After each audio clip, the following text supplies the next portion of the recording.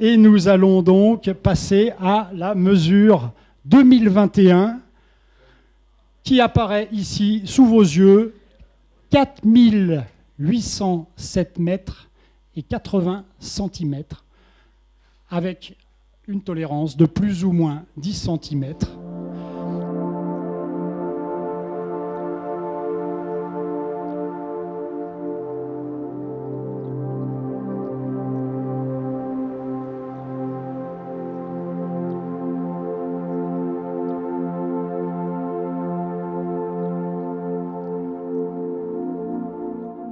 Nous pouvons remarquer, c'est une constatation que nous faisons grâce à ce graphique, que nous faisons tous aujourd'hui, une décrue de l'altitude du sommet d'une moyenne de 13 cm par an depuis 2001.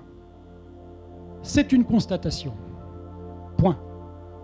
Le reste, nous laissons libre cours aux glaciologues et aux climatologues, comme nous l'avons déjà dit et comme je le répète, d'interpréter ces mesures en adéquation avec ces différents résultats.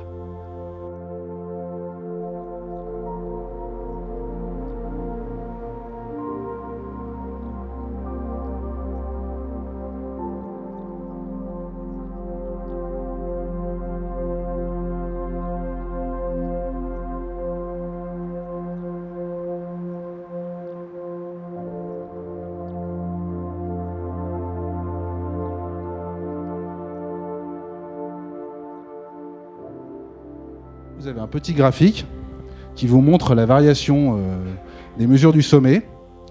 Nous, on n'est pas là déjà pour interpréter ces mesures. Ça, c'est très important. Notre métier, c'est de mesurer. Il ne faut quand même pas oublier une chose, c'est que pour avoir des données fiables, de données de pluie fiables sur une station météo, il faut enregistrer des données quotidiennes pendant 50 ans pour qu'on puisse s'en servir pendant des calculs d'hydraulique. Donc, on ne peut pas dire que mesurer pendant 20 ans, une fois tous les 2 ans, ça ait une utilité aujourd'hui pour parler d'évolution du sommet.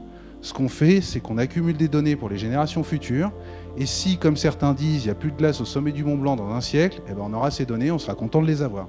Mais aujourd'hui, les interpréter pour faire du catastrophisme climatologique, c'est une mauvaise idée.